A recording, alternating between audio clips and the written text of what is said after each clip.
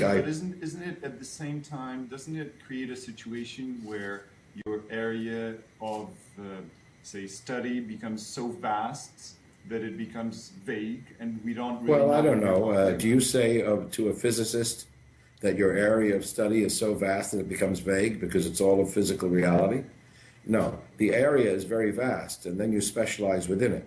So I am not, I happen to be a kind of general theorist, so but I have a specialty. I have two specialties, the Ram Lila of Ramnagar, which is a very specific ritual performance of North India, and certain forms of experimental performance.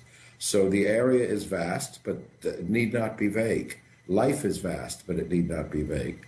If you try to do everything, if you try to become an expert on everything, yes, you'll be vague. But no, I claim for performance the same vastness that a physicist claims for physics. And I defend that claim with the same idea that you pick your specialty within it. Well, and why do we still go to the theater nowadays if somehow we have... Who is the we that still goes to the theater? Do you? Well, why will you go to see Barlikovsky? There's so much exciting stuff everywhere else. It's not an either or. You have to stop thinking that it's either or. I go to the gym so I'll live long enough so I can see Barlikovsky and other things. If this was my last day on Earth, maybe I would not see Barlikovsky, but I do not believe it's my last day on Earth.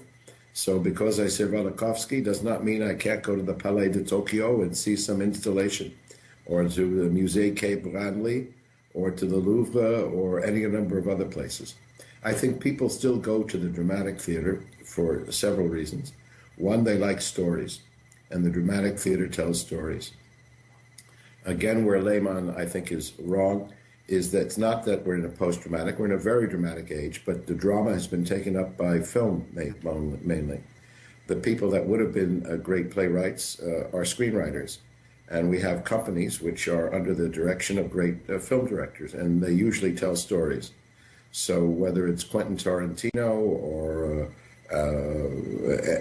any number of Martin Scorsese or whatever, Lars von Trier, they tell stories. And when we want to go to the drama, we mainly go to the movies because that way we can get in on people's faces and on their bodies. We can hear the dialogue, et cetera, et cetera, et cetera.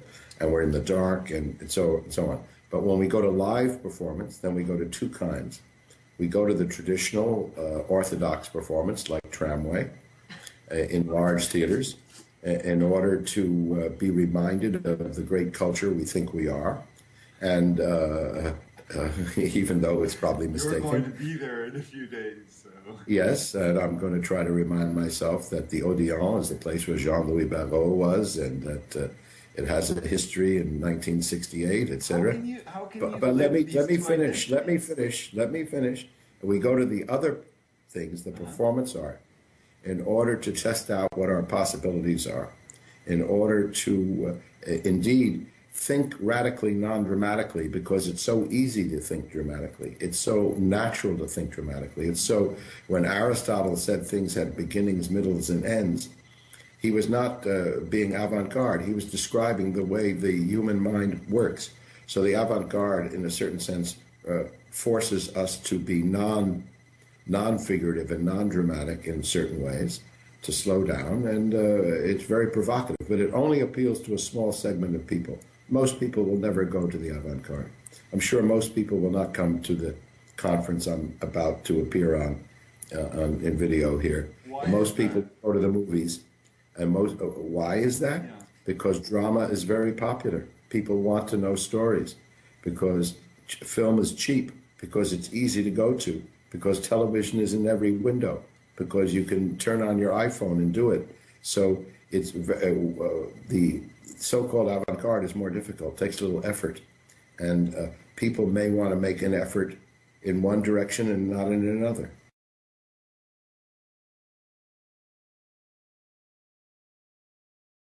I think we're in a period where art is, even the experimental art is niche art. In other words, I don't think there's anything new going on. I think there's a lot of things that are excellent. And there's a difference between excellence and novelty. I think the classic task of the avant-garde is over.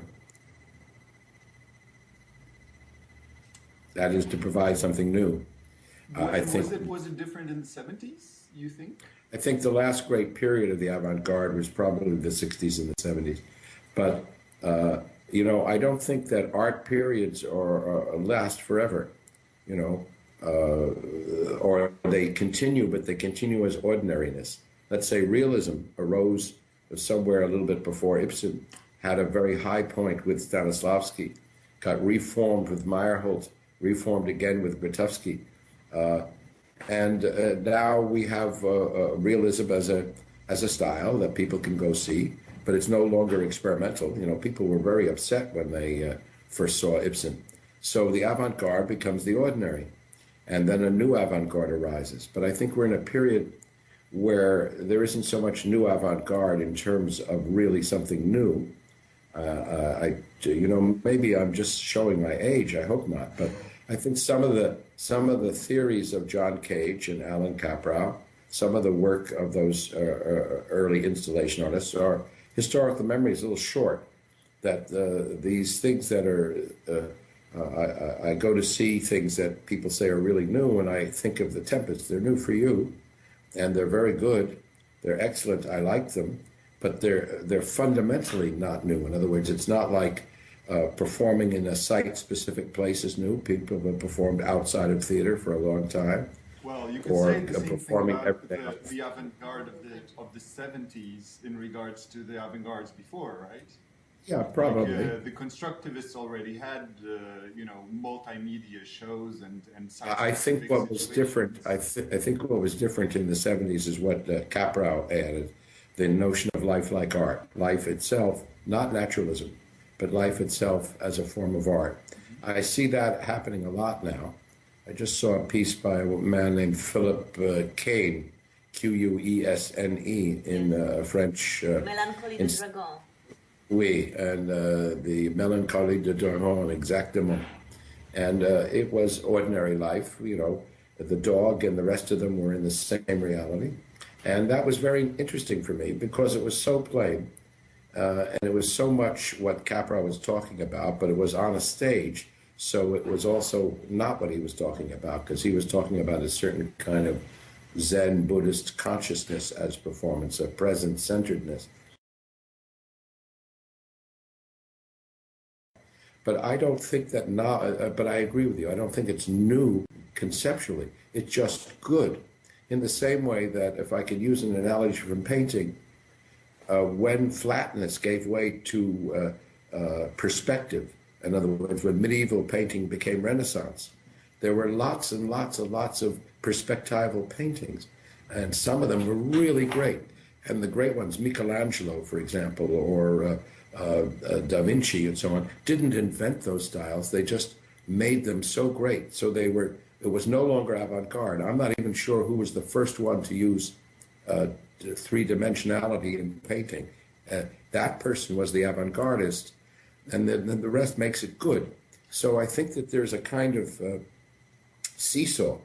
Very often, when something is new, it's not technically very good. It's on but it's very new. And then when it gets very, very good, because you've mastered the idea, not just the technique, but the idea, then it's not new. And it's very hard to be both good and new. In a certain sense, yeah, Cage could be good and new because he said, what's music? Just listen. So since he didn't, but at another level, just listening, just the noise of everyday life, maybe it's not as great as a Bach sonata or something,